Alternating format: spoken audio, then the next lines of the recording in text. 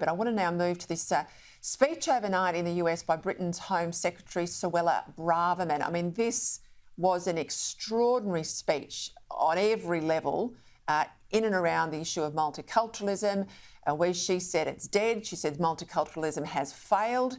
She took aim at the UN too. She says the laws in relation to refugees are out of date. They need reform. She even went so far as to say that Western countries are at risk of losing their culture if they don't demand drastic action. Have a listen. Multiculturalism makes no demands of the incomer to integrate. It has failed because it allowed people to come to our society and live parallel lives in it. They could be in the society, but not of the society. Greg, she is, of course, the daughter of Mauritian and Kenyan migrants to the UK. That point about people not integrating into Western society. Now, I'm not saying assimilate. This is integration, and you and I both know there's a difference there. She says if we keep this up, Western society will just disappear. What do you make of her comments? Well, it's a very, very interesting speech indeed, Peter.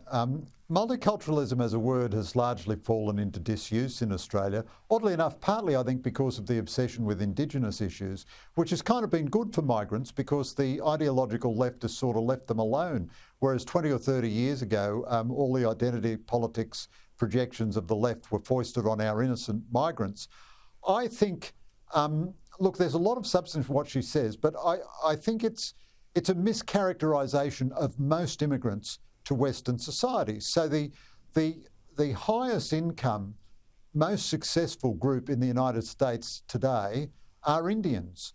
The group with the highest join-up rate into the American military are the Hispanics. Now, I think what has happened in Europe is that they've had a great deal of unregulated and essentially illegal or extra-legal immigration, uncontrolled immigration from North Africa and the Middle East.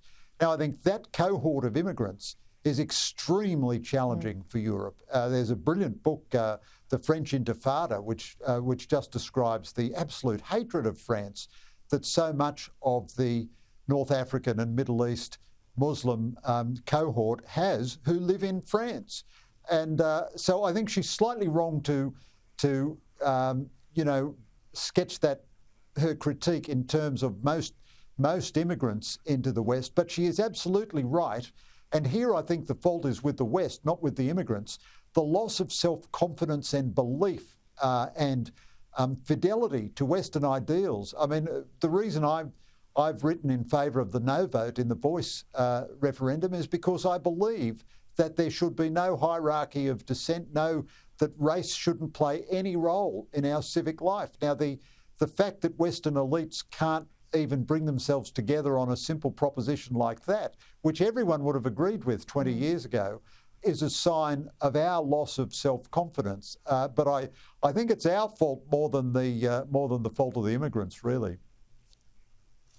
I will just back you in on that point, though. When I was speaking to a number of people, particularly a young Indian bloke who's campaigning in Western Sydney on the no side of the Voice campaign, he said some of the strongest supporters for his no position are the newly arrived migrants who said this is not what we signed up to. We signed up to a country where there is no hierarchy of descent. And that's, I think, the problem that the Yes campaign hasn't tackled head on. So we'll see what happens in a couple of weeks' time. Greg Sheridan, thank you for your time as always. See you next week.